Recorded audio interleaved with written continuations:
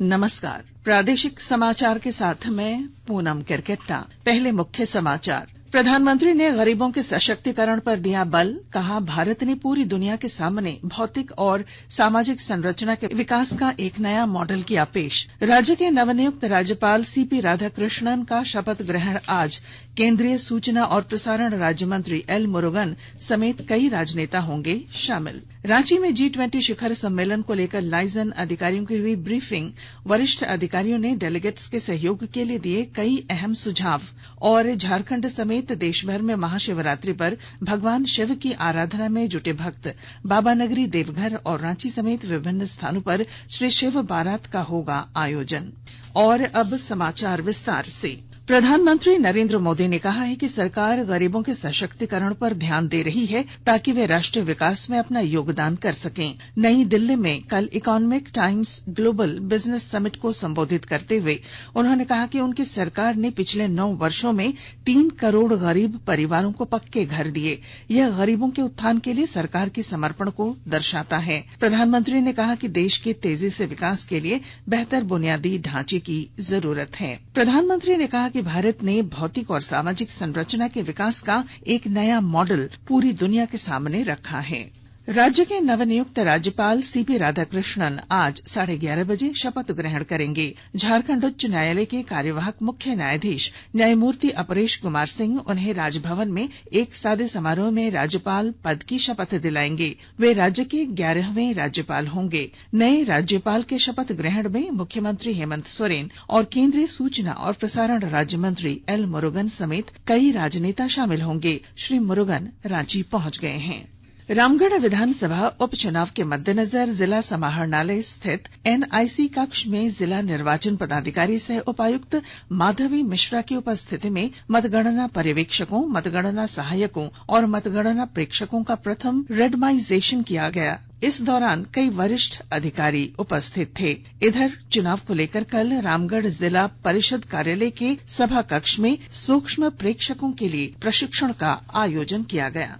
सूचना और प्रसारण मंत्री अनुराग सिंह ठाकुर ने कहा है कि भारत प्रसारण सामग्री और संपादन के केंद्र के रूप में उभरा है। नई दिल्ली में नेटफ्लिक्स के ग्लोबल मुख्य कार्यकारी अधिकारी टेड सैरेंडोस के साथ बैठक में श्री ठाकुर ने भारत की क्षेत्रीय प्रसारण सामग्री और उसे कई भाषाओं में डब किए जाने के विषय पर भी चर्चा की।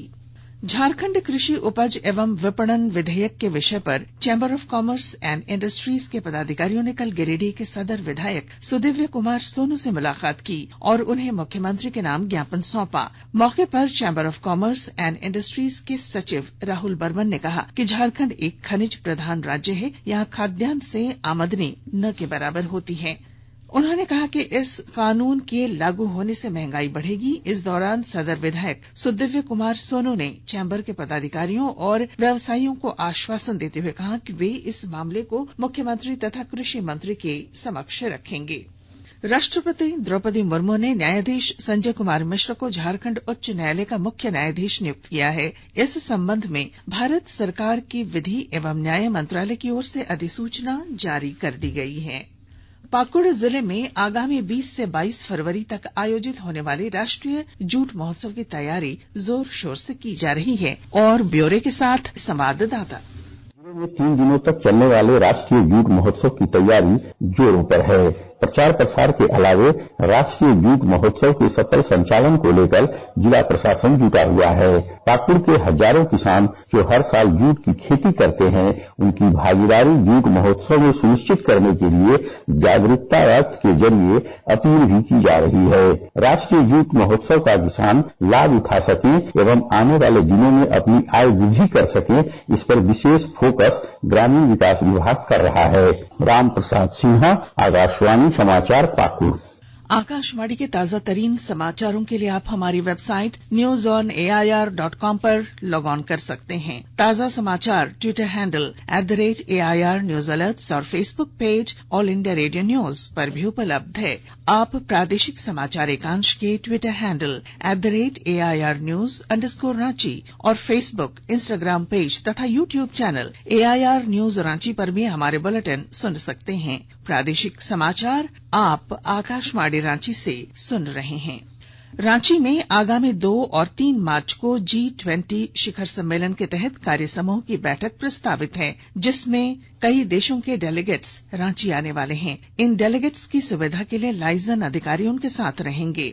पेयजल एवं स्वच्छता विभाग के सचिव डॉ मनीष रंजन ने डेलीगेट्स के सहयोग, व्यवहार और डूज एंड डोंट्स को लेकर चिन्हित पदाधिकारियों को आवश्यक निर्देश दिए। रांची उपायुक्त राहुल कुमार सिन्हा ने कहा कि G20 शिखर सम्मेलन झारखंड में होना गर्व की बात है और इसके सफल संचालन के लिए सभी संबंधित पदाधिकारियों की सहभागिता महत्वपूर्ण है।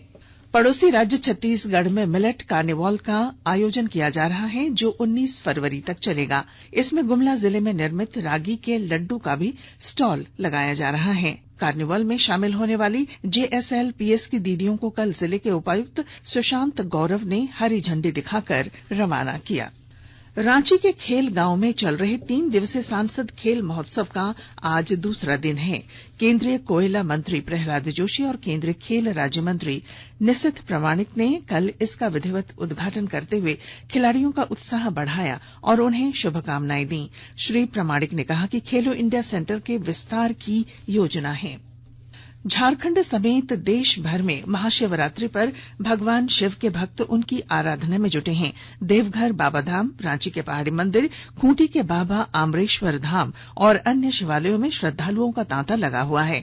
भक्तगण पूरे भक्तिभाव से भगवान शिव का जलाभिषेक कर रहे हैं। बाबा नगरी देवघर और रांची समेत विभिन्न स्थानों पर आज श्री शिव बारात का भी आयोजन होगा। रांची में आयोजित होने वाले शिव बारात में मुख्यमंत्री हेमंत सोरेन के भी शामिल होने की संभावना है। महाशिवरात्रि का त्योहार हर साल फागुन माह की चतुर्दशी को मनाया जाता है। धनबाद रेल मंडल के सलई बनवा, बिल्ली और डबरा स्टेशन पर नॉन इंटरलॉकिंग को लेकर रेलवे ने अलग अलग दिनों में रांची चोपन एक्सप्रेस समेत 10 ट्रेनों के रद्द करने और 8 ट्रेनों को दूसरे मार्ग से चलाने की घोषणा की है। बोकारो स्टील सिटी अंतर्गत सेक्टर 5 स्थित पुस्तकालय मैदान में ग्रामीण विकास विभाग द्वारा रोजगार सृजन मेले का आयोजन किया गया।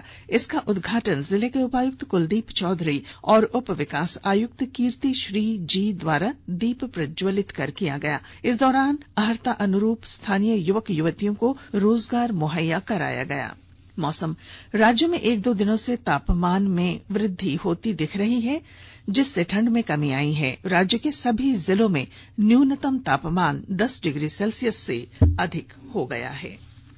Cricket, Delhi cricket test match के दूसरे दिन आज भारत अपनी पहली पारी बिना किसी नुकसान के 21 रन से आगे खेलेगा। 4 टेस्ट मैचों की श्रृंखला में भारत 1-0 से आगे है। अब अखबारों की सुर्खियां।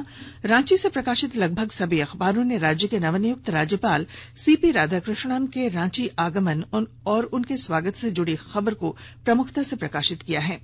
प्रभात खबर ने झारखंड कृषि उपज एवं विपणन विधेयक के मुद्दे पर व्यापारियों के आंदोलन की खबर को प्रमुखता दी है। हिन्दुस्तान ने राज्य के वित्त मंत्री डॉक्टर रामेश्वर उरांव के बयान CNT SPT में सुधार पर काम कर रही सरकार को प्रमुखता से प्रकाशित किया। दैनिक भास्कर ने कोयला मंत्री और मुख्यमंत्री की मौजूदगी में हुए MOU को पहले पन्ने की सुर्खी बनाई है। दैनिक जागरण का शीर्षक है, आज शपथ लेंगे नए राज्यपाल राधाकृष्णन। वहीं अंग्रेजी अखबार द टाइम्स ऑफ इंडिया ने economic times global business summit में प्रधानमंत्री के संबोधन को प्रमुखता दी है। हिन्दुस्तान टाइम्स ने देश के कुछ हिस्सों में असामान्य तापमान वृद्धि से जुड़े खबर को अपने पहले पन्ने पर दिया है। और अब अंत में मुख्य समाचार।